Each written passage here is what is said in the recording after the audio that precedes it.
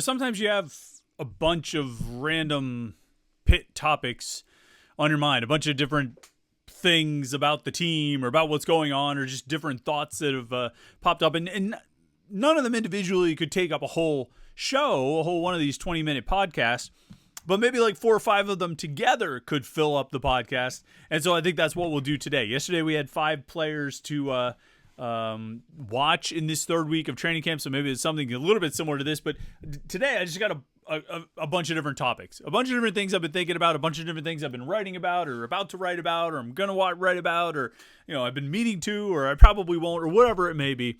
So let's dive into a bunch of different topics, everything from Jacob Bronowski and seniors and Ben Sauls and maybe even a little bit of Deion Sanders, but we'll mostly keep it on the Pitt topics as we go kind of around the team, a little bit of old Pitt potpourri to take it back to 2007. A little bit of Pitt potpourri for you here on a Tuesday on the Morning Pitt, youtube.com/Panther-Lair.com.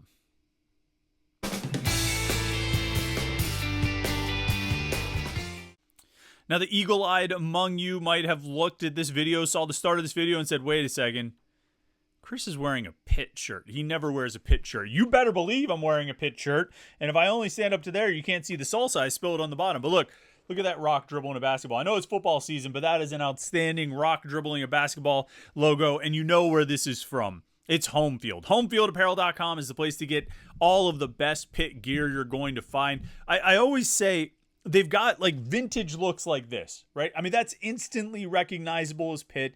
It's vintage, but it's also something you probably haven't seen before unless you've seen it on the Home Field shirt. You know what I mean? Like, you've seen the Pitt script in a million different places. You've seen a lot of the marks and logos from all over the years. This is a pretty unique one.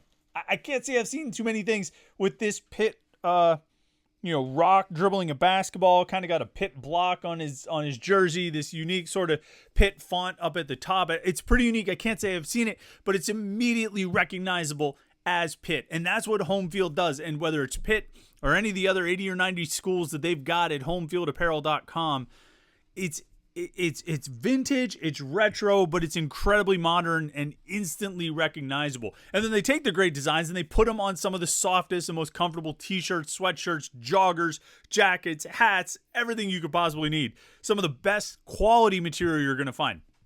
There's 2 things you look for when you buy sports shirts, right? You want them to look cool and you want them to feel good. You want them to fit well. You want them to be made on quality material, and Home Field does that to a T.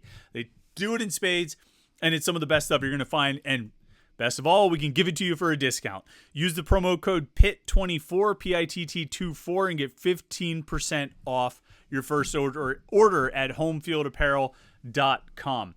They released the football boxes last week. They were outstanding. I'm guessing that the Pitt box sold out, but you can go check and see if you got lucky. I'm pretty sure they sold out. But Home Field's awesome. All their stuff there, you're going to love it. I'll wear some of these every now and then, just to show off some of the gear that I've got, but you're going to dig it for sure. Homefieldapparel.com, promo code PITT24 to get 15% off your first order.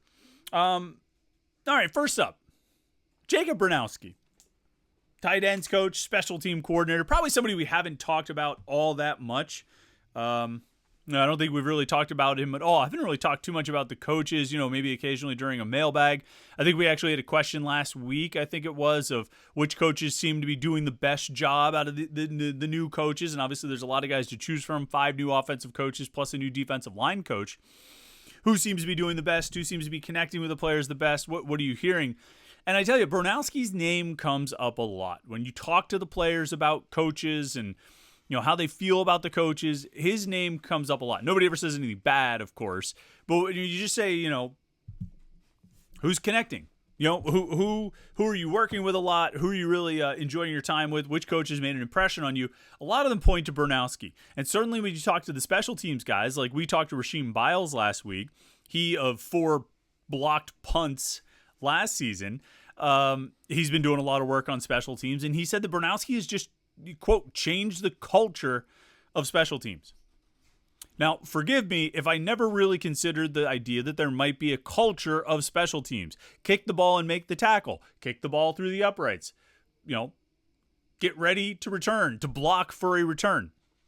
What's the culture there? You know, guys are offense or their defense, and they might also take some time on special teams. But lo and behold, there seems to be a bit of a culture. And that's, I think, a tone that's set by the coach who's running the unit. From the time that Jacob Bronowski was hired as he was hired away from Miami of Ohio, I think, as a special teams coordinator, Panther-Lair talked about his organization and just his overall approach to special teams. And look, you know, I've always said, I mean, my thought on like returns, right? There's two things. One, find your fastest guy, and he's going to be the one who's bringing the ball. And then make sure the other 10 know how to execute what you want them to do. Because if you, like, the best case scenario for a kickoff return is you have 10 guys perfectly execute their jobs so that one guy who's the fastest guy on the team can just go. You open up the hole and they can take off, you know?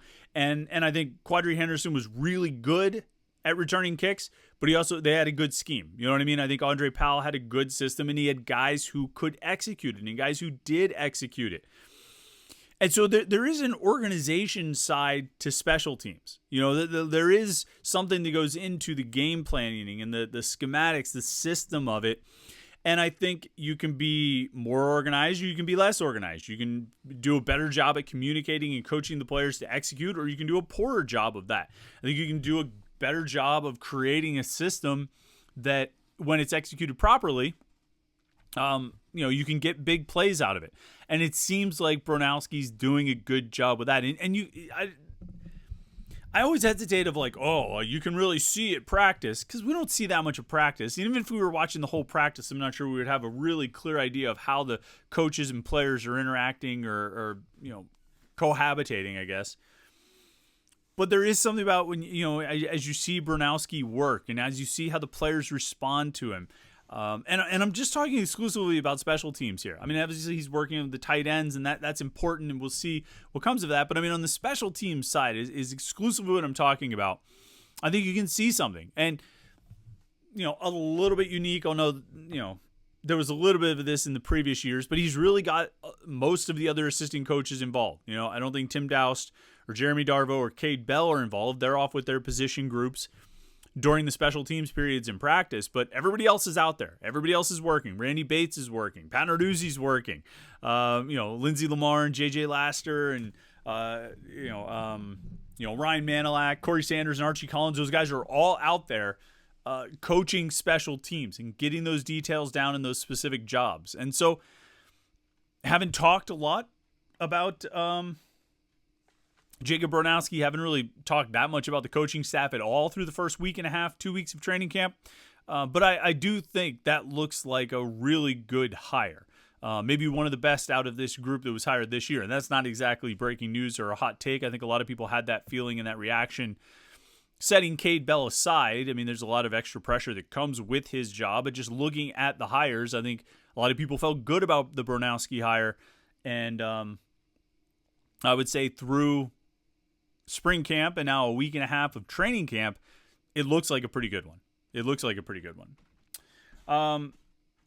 Came across this the other day, just kind of randomly. I was digging up some different stuff and I started looking into this. Players from the ACC championship team, 2021 ACC championship team, who are on this year's roster. And like, to be honest, my first thought was probably won't be much, you know, probably just a handful of guys. There's actually 30 players from the 2021 roster who are still on the team, which seems like a lot. That's 20 scholarship guys and 10 walk-ons. But I'm surprised by that. Like if I had told you to guess a number of how many players from the ACC championship team were on or are still on the roster this year, would you have guessed 30? Would you have even guessed 20 scholarship guys? I mean, that's 2021. That is like right at the beginning of the transfer portal madness. You know what I mean? Like, I feel like Jordan Addison was one of those tipping points nationally, you know, that really, it was a before and after moment when Jordan Addison transferred, because it was like, holy cow, this guy's transferring? Yeah, I mean, you had Caleb Williams, I guess, before that, but you know, that spring of 2021 and really that December too, but you know, December and spring of 2021 is where things really turned up to 11. And so we've had, 21 offseason, 22 offseason, 3 off seasons of transfer portal madness. And because of that, I'm a little bit surprised that there's still 20 scholarship guys and 10 walk-ons from the 2021 team that are here at Pitt now. Are you surprised by that? Nate Yarnell, Daniel Carter, Rodney Hammond, Jason Collier, Terrence Enos, Ryan Jacoby, Terrence Moore, Branson Taylor. That's 5 offensive linemen.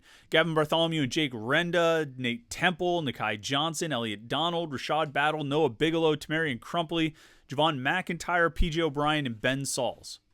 All still on the roster from that team 3 years ago. And then walk-ons Cam Guest, Jake McConaughey, Luke Del Gaudio, Matt Aldsman, Peter Vardzell, Caleb Junko, Nick Lappy, Matt Matrosky, although Junko actually is on scholarship now. He went on scholarship, and Lappy went on scholarship last year too. But I mean, you get my point. Matt Matrosky, Jake Franel, and Dylan Bennett. There were actually 9 players out of those 30 that I just listed who played in the ACC championship game who are still on the roster. Rodney Hammond, Javon McIntyre, Brandon George, Daniel Carter, Jason Collier, Ryan Jacoby, Branson Taylor, Gavin Bartholomew, and Ben Sauls. I guess that would be the list that I would... if you asked me how many guys are still on the roster from that team, I would be probably 9 or 10. So it's about 9 players who played in that game, that 2021 ACC championship game, who are still on the roster. That seems like a number that's more in line with what I would expect, given the amount of player turnover and attrition these days. But 30. The number's actually 30. So there's a little factoid, a little stat you can drop for your friends. Of course, one of those guys who played in the ACC championship game, the guy who was on the roster in 2021, was Ben Sauls. And Sauls is an interesting guy to me for this year. Because the reality is, and he would probably tell you this, he didn't have a great year last year. Nobody had a great year last year. Who had a great year last year? Let's sidebar on that for a second. Who at Pitt had a great year last year? Donovan McMillan? MJ Devonshire had some big splash plays, but I think the general consensus is that his overall level of play dropped last season. He wasn't as consistent as he needed to be.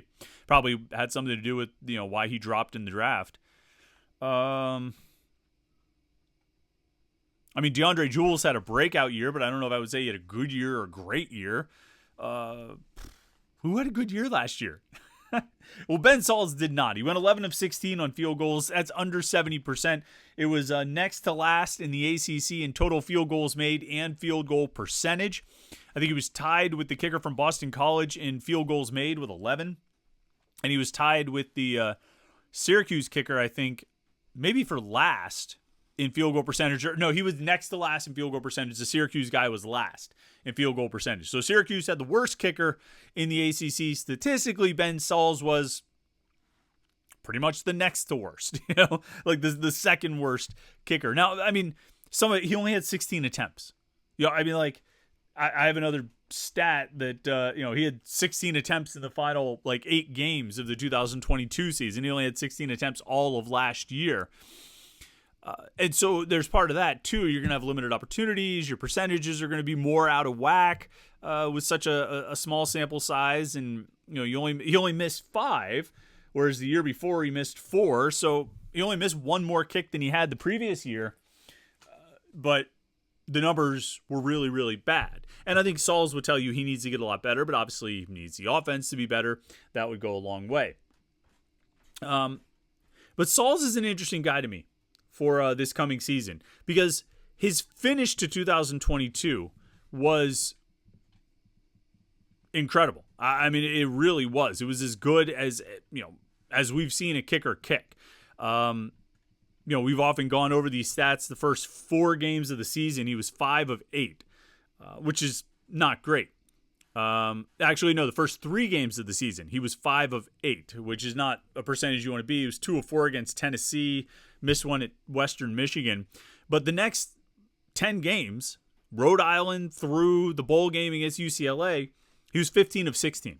And the only kick he missed was a long kick at Virginia that I think went off the upright. It had plenty of distance. It just was off to the side a little bit. So, he was that close to going 16 of 16 over the final 10 games of the season. Of course, the the ultimate moment was the Sun Bowl when he went 5 of 5 and kicked the game winner and all of that. But he was really, really good over the course of those final 10 games.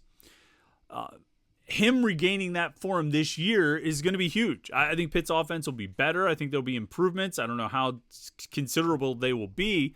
And I think the kicking is going to be an important part. I think Ben Sauls is a really good kicker. But this year feels like a make or break year for him. It's his last year. I don't think he's going to be back in 2025.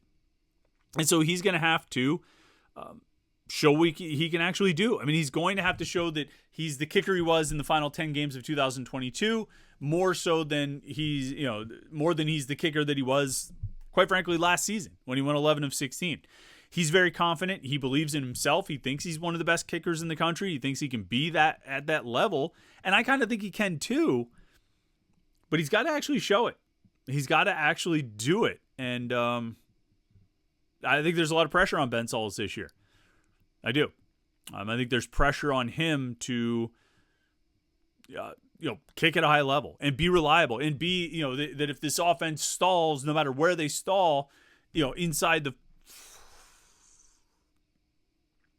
38 or so, I think he kicks 18 yards. So inside the 37 that you can feel comfortable kicking. And as you get closer, as you get to the 30 and in, it should be a make. If you can hear that ambient noise, it's nice and loud back there. I apologize for that. But Ben Sauls is probably a guy, it's sort of like Jacob Bronowski. Is a guy we're not really talking about. We haven't talked about all that much, but he's really important. And I think he's really good, but he's going to have to do it this year. All right, the last thing I was going to look at, I thought this was interesting. Just as I was talking about those guys from the ACC championship game who are still on the roster now, I started thinking about seniors, right? Because all of those guys who were on that ACC championship game are seniors, or redshirt seniors, basically. Well, maybe some redshirt juniors. But Pitt has a lot more seniors who are not part of that group because they're guys who joined the team as transfers. So I counted up, all right? Super seniors, the 6th-year guys, they have 6 of them. 2 of them are transfers, Key Thompson and Ryan Jacoby. There's another guy, Josh McCarty. We're just going to talk scholarship guys, but there's another guy, Josh McCarty, who's transferred in from Eastern Michigan, who I think is going to be a big help on special teams, but I believe he came as a walk-on. But anyway, 6 total, 4 out of the 6 were recruited. 2 out of the 6 were transfers. So the recruits, obviously, Daniel Carter, Nate Temple, Brandon George, Jason Collier. The transfers, Key Thompson and Ryan Jacoby. If you look at the guys who are seniors or redshirt seniors, so 4th or 5th-year players on this year's roster, there's 12 of them. Out of those 12, 6 were recruits and 6 were transfers. I mean, you got P.J. O'Brien, Rodney Hammond, Gavin Bartholomew, Rashad Battle, Branson Taylor, Ben Sauls. They're all recruits who are seniors or redshirt seniors. But then you had Donovan McMillan, Kanate Mumfield, Tamon Lynham, Anthony Johnson, Jake Overman, Nate Matlack, all transfers. And so if you look at the 4th, 5th, and 6th-year players on this roster, scholarship guys, there's 18 total. And, 18. And 8 out of the 18 are transfers. So, I mean, close to half of the total number of seniors on this roster, whether it's a 4th-year senior, redshirt senior, or super senior, close to half of the total seniors on this roster came in via the transfer portal, which I think is interesting. I'm not sure what it means. I actually think that's sort of going to be the trend, that you're going to find yourself maybe almost 50-50 of seniors, recruits, and transfers, going down the road. That you're going to find yourself more and more, your seniors that you recruited will end up leaving, at least like half of them will, and you'll fill it in with transfers. And those could be transfers who come in like Mumfield did. Kanate Mumfield came in as a sophomore. You know what I mean? Ryan Jacoby came in as a redshirt freshman or redshirt sophomore or something like that. You'll get these guys who are young, but then you'll get Key Thompson coming in for his last year, Nate Matlack coming in for his last year, Anthony Johnson coming in for his last year. And you'll have a mix, but what you'll end up with is each year, basically half of your seniors will probably be guys who transferred in. That's just my guess. I hadn't really put too much thought into it, but the more I think about it, it seems pretty plausible. And I think like you'll have that level of attrition, and so you'll need to fill in the attrition. And then every year you're going to want to get a couple of those redshirt seniors or seniors who are, looking for their final year of eligibility, looking to go out with a bang, and you'll bring them in to fill out your roster. So I thought that was interesting. All right, we didn't get time to talk about Deion Sanders. I'll save that for another time. It's not really even worth my breath. I've got some thoughts on it, but not for today. Maybe for another time. Look, we'll be back in the South Side today for Pitt's practice, so make sure you stay tuned at Panther-Lair.com, Panther-Lair.com, Pittsburgh.rivals.com to get all the coverage from training camp. And don't forget to like this video and subscribe, YouTube.com/Panther-Lair.com. And the promo code PIT24 at homefieldapparel.com. Go check that out. All right, thanks so much for tuning in today. Hope your week's off to a great start. I hope you enjoy your Tuesday. And we'll catch up with you tomorrow for the Morning Pit right here on YouTube.com/Panther-Lair.com.